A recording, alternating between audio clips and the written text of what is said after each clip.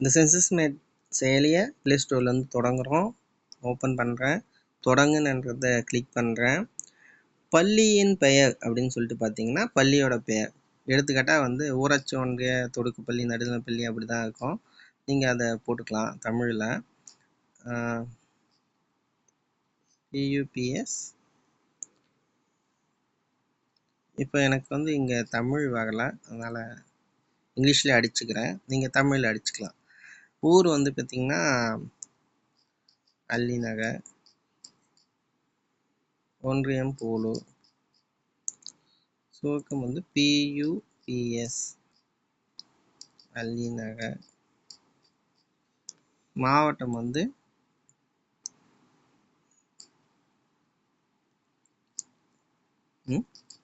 Dharmapuri. UDS number வந்து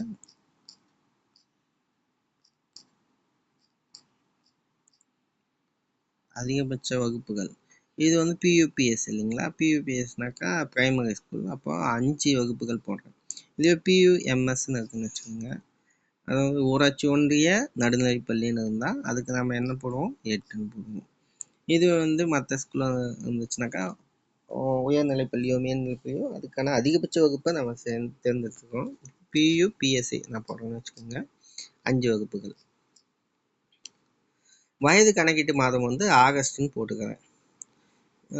இது வந்து டிஃபால்ட்டாக இருக்குது. நீங்கள் மாதத்தை மாற்றலாம், இருந்தாலும் ஆகஸ்ட்டு தான் வந்து டிஃபால்ட்டான மாதம். அதை அப்படியே வச்சுக்கிட்டு நெக்ஸ்ட்டுக்கு போகிறோம். நெக்ஸ்ட்டில் பார்த்தீங்கன்னா குடியிருப்பு தகவல்கள். இந்த குடியிருப்பு தகவல்களில் வந்து ஃபஸ்ட்டு புதிய குடியிருப்பு. புதிய குடியிருப்பில் அந்த குடியிருப்பு பகுதி என்னது? அல்லிநகர். நம்ம ஸ்கூலில் இருக்கக்கூடிய அந்த பகுதி எதுவோ அது போட்டுக்கிட்டு அதுக்கு அந்த குடியிருப்பு பகுதிக்கு ALI அப்படின்னு சொல்லிட்டு ஒரு சுருக்கமாக போடுறேன். நெக்ஸ்ட் வந்து அதனுடைய தெரு, அந்த குடியிருப்பு பகுதியோட ஒரு தெரு சேர்க்கப்படுறோம்னு வச்சுக்கோங்க, அது வந்து இதில் போட்டுக்கலாம். சாவடி தெரு. சரிங்களா? அடுத்தது வந்து நெக்ஸ்ட்டு தெரு பேர் வந்து கோவிந்தசாமி. இது போல் நீங்கள் தெருக்களை வந்து இதில் போட்டு வச்சுக்கலாம். நெக்ஸ்ட்டு வந்து சேமி கொடுத்துட்டிங்கன்னா முடிஞ்சது.